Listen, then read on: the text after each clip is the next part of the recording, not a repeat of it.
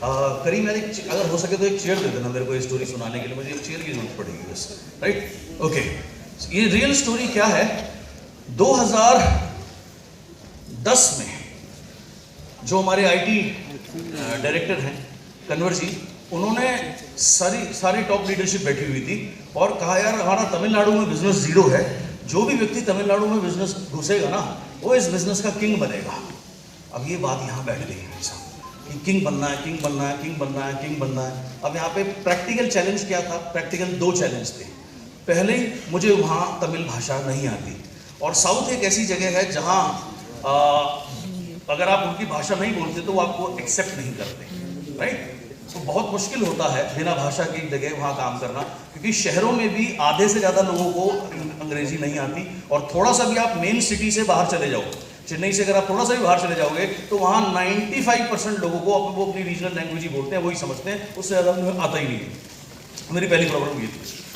दूसरी मेरी प्रॉब्लम क्या थी, मैं वहाँ किसी को जानता ही नहीं था, लेकिन दिमाग में क्या बैठ गया यार, किंग बनना है, किंग बनना है, तमिलनाडु में नेटवर्क बनाना है, किंग बनना है, तमिलनाडु में नेटवर्क बनाना है, तमिलनाडु में नेटवर्क बनाना है, किंग बनना है, किंग बनना है, ये बैठ गया, जुनून हो गया।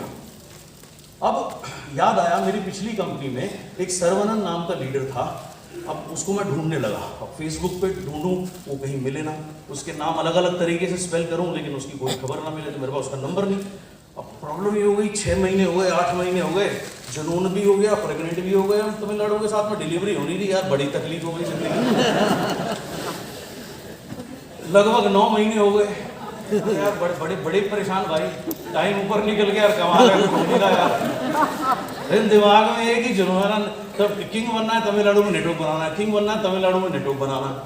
तो एक दिन वाली साहब को कहीं से सर्वनंद का नंबर मिला, तो वाली साहब ने कहा भाई सर्वनंद का नंबर मिल गया, चल चेन्नई चलते हैं। मैंने कहा हाँ लगता है डिलीवरी होने वाली है, बहुत बढ़िया। तो हम दोनों गए चेन्नई उससे मिलने। तो 6 महीने पहले उसने अपनी खुद की कंपनी खोली थी, नेटवर्किंग कंपनी खोली थी। तो 3 दिन हम उसे समझाते रहे, उससे उसकी लीडरशिप को कि अपनी कंपनी को हमारे साथ मर्ज कर दे, ये कर दे, वो कर दे। 8-8 घंटे तक हमारा प्लान मीटिंग चला, सब कुछ चला, लेकिन कुछ हुआ नहीं। तो वो जब जो टूर कंप्लीट होने लगा, हमारी फ्लाइट थी, हम वापस फाइनली उससे मिलने गए, तो उसने कहा सर मैं माफ़ी चाहूँगा, अभी मैं नहीं कर पाऊँगा सर, मैं अभी अपनी कंपनी में ही ध्यान देना चाहूँगा। मैंने कहा ले यार, एक उम्मीद थी वो भी गई। उसके बाद में उसके मुंह से निकला सर आपने सुंदरराजन को अप्रोच किया, वो आपका बहुत बड़ा फैन था। तो मुझे याद आया, वो बेटे हाँ सुंदरराजन नाम के भी एक लीडर थे, इतने बड़े लीडर नहीं थे लेकिन फिर भी ठीक ठाक अच्छे लेवल के लीडर थे। फॉरेन ट्रिप में कभी मुलाकात होती थी, दुआ सलाम होती थी। तो मैंने अब याद आया कि हाँ यार उसे उन्हें ढूंढते हैं कहीं से। तो मैंने मेरी पुरानी कंपनी में फ़ोन करा, मैंने कहा give me the number of mister Sundararajan. बोला हु स्पीकिंग? मैंने कहा अगर मैंने अपना नाम बता दिया तो जिंदगी में नहीं देगा ये। मैंने कहा मुत्तु स्वामी स्पीकिंग। बोला क्या काम है? मैंने कहा आपके प्रोडक्ट बहुत अच्छे हैं, उन्होंने मुझे दिए थे और मुझे उनसे लेने, और प्रोडक्ट हम दे देंगे। मैंने कहा नहीं उन्हीं से लेने भाई, उनका नंबर दे दे। तो उसने उनका नंबर दिया, मैंने उसको फ़ोन किया, मैंने कहा अन्ना बड़े भाई को बोलते हैं वहाँ पे। तो मैंने बोला Anna I am start this side, I want to come and meet you. तो बोला but I don't want to meet you. Anna बोला, मैंने कहा व्हाई अन्ना, व्हाट हैपेंड? कह रहा network marketing people do namaste from here, I do namaste from Koni. मैं कोनी से नमस्ते करता हूँ। हाँ भैया मैं छोड़ मैं जिंदगी में बिजनेस नहीं करूँगा, यार बेकार है। मैंने कहा Anna I want to meet you. Anna फिर बोले I don't want to meet you. ये सिलसिला चलता रहा 2 महीने। प्रॉब्लम अन्ना की नहीं थी ना, प्रॉब्लम मेरी थी यार। हम ऑब्सेस्ड, मैं हूँ प्रेग्नेंट, मैं हूँ डिलीवरी हो नहीं रही, मेरी जिंदगी में प्रॉब्लम है। अब मैं हर हफ्ते में एक बार अन्ना को फ़ोन लगा देता था, अन्ना मिलने का मौका ही नहीं देता था। एक चीज़ और उसने बोली कि तुम आओगे मुझे प्लान दिखाओगे, जब मुझे करना ही नहीं तो मैं प्लान देखूँ क्यों? पहली बात। दूसरी बात, उसके बाद तुम मुझे बार बार फ़ोन करोगे फॉलोअप के लिए। मैंने कहा अन्ना एक वादा करता हूँ तुझे मैं ज़िंदगी में फॉलोअप के लिए कोई फ़ोन नहीं करूँगा, तो एक बार मिल ले, मेरी बात सुन ले। मैं जबरदस्ती नहीं कर रहा कि आपको अच्छा लगे तो करना, नहीं तो मत करना। तो एक दिन अन्ना अपने पता नहीं किस मूड में बैठा हुआ था, उसने कहा कि ठीक है अगर तुम्हें अपने पैसे खराब करने और समय खराब करना तो आ जाओ। तो मुझे पैसे खराब समय खराब सुना ही नहीं, मुझे सिर्फ सुना आ जाओ। ठीक है, क्योंकि मेरी प्रॉब्लम क्या थी, मैंने ऑब्सेस्ड हो चुका था और मैं प्रेग्नेंट हो चुका था कि मुझे यहाँ नेटवर्क बनना, मुझे किंग बनना है।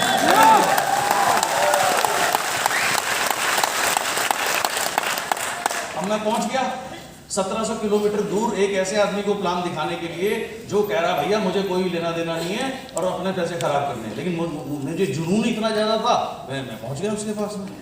वो लंच में आए मेरे पास में, मैंने उनको प्लान दिखाया, दिखाने के बाद में मेरे एक दोस्त ने मेरे को 2 दिन पहले ना एक पेन ड्राइव गिफ्ट करी थी। तो मैंने वो पेन ड्राइव, मेरे दिमाग में बात आई, बेटा पेन ड्राइव में प्लान डाल के इसको दे दे, फॉलो अप तो कर नहीं सकते। तो मैंने पेन ड्राइव में उसको प्लान डाल के दे दिया, वो चला गया।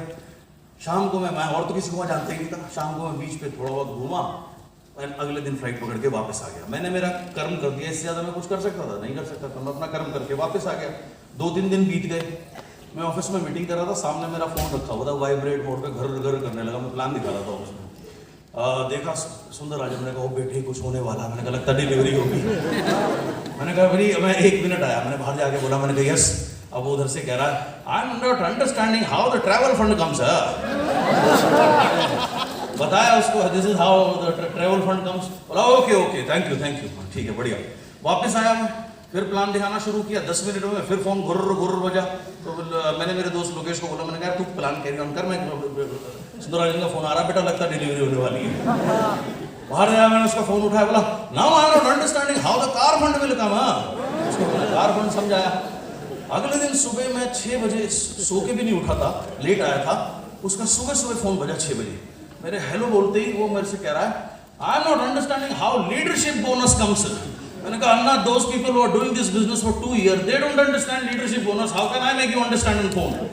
जो 2 साल से कर रहे हैं उन्हें समझ में नहीं आती है, लोग भी तुझे कैसे समझाऊं, वो भी फोन पे कैसे समझाऊं यार। तो मैंने कहा रुको मैं आता हूँ, मैं दोबारा आता हूँ तुमसे मिलने। तो मैंने बात मिस्टर वाली को बताई, बोले चल यार मैं भी चलता हूँ, दोनों चलते हैं। अब हम 2 आदमी एक आदमी का फॉलो अप करने पहुंच गए। अन्ना आया बेचारा, हमने उसको जो भी डाउट वाउट थे दूर किया। उसने फॉर्म वॉर्म भरा और भर के बोला मैं कोशिश करूंगा जी, लेकिन मुझे पता नहीं मैं कर पाऊंगा या नहीं कर पाऊंगा। मैंने कहा तुम बहुत ईमानदार और सीधा आदमी है जो कम से कम ये कह रहा है।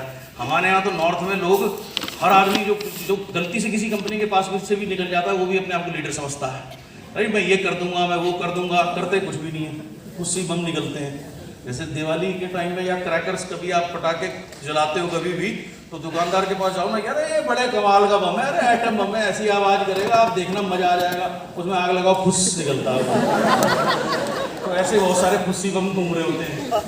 तो मैंने कहा यार तो ईमानदार आदमी है, कोई दिक्कत नहीं। बोला ये करना क्या है? मैंने कहा देखो जी अभी तो मैं जा रहा हूँ, सैटरडे संडे आपकी छुट्टी होती है? बोला हाँ।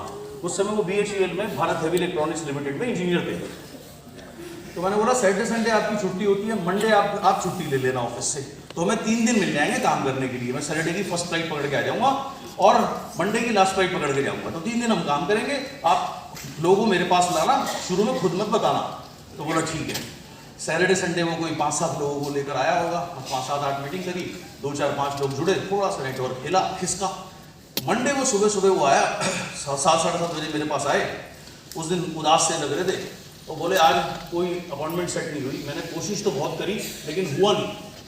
तो मैंने कहा कोई बात नहीं, आप बैठो, कॉफ़ी पीते हैं, सोचते हैं। तो कॉफ़ी पी के ऊपर मेरे भी दिमाग में चल रहा था। मैंने कहा यार 7:30 बज रहे हैं सुबह के और 8 बजे की फ्लाइट है। मैंने कहा ये तो फिर भी अपने घर जा सकता है, मैं तो वो भी नहीं जा सकता। 2 घंटे बाद में होटल वाला कहेगा चलो जी निकलो। मैं यार जाऊँगा कहाँ? तो मैंने उसको बोला, मैंने कहा यार एक बात बता, तेरा सबसे बड़ा, तुमने अपने पीक में कितना बिजनेस किया था सबसे ज़्यादा? बोले मैंने 80 लाख का मेरा ग्रुप टर्नओवर गया था महीने का। मैंने कहा जी बढ़िया। मैंने कहा अच्छा एक बात बताओ, आपकी सबसे बड़ी टीम कहाँ थी? तो बोला पौंडीचेरी। तो मैंने कहा चेन्नई में हम बैठे थे। मैंने कहा पौंडीचेरी कितनी दूर है यहाँ से? वो बोला 3.5 घंटे लगते हैं एक तरफ से। तो मैंने कैलकुलेट किया 3.5 7 5 घंटे फिर भी बचते थे। मैंने कहा बहुत है। तो मैंने कहा चल पौंडीचेरी चलते हैं। पौंडीचेरी चलने के नाम पे वो अन्ना ने कॉफी भी छोड़ दी, सीट से खड़ा हो गया, बोला पौंडीचेरी इल्ले मतलब खत्म पौंडीचेरी नहीं इल्ले। क्या हो गया? ऐसे लगा मैंने भूत का नाम ले लिया। वो बोला देखो जी ऐसा है, वहां नहीं जा सकते। मैंने कहा क्यों?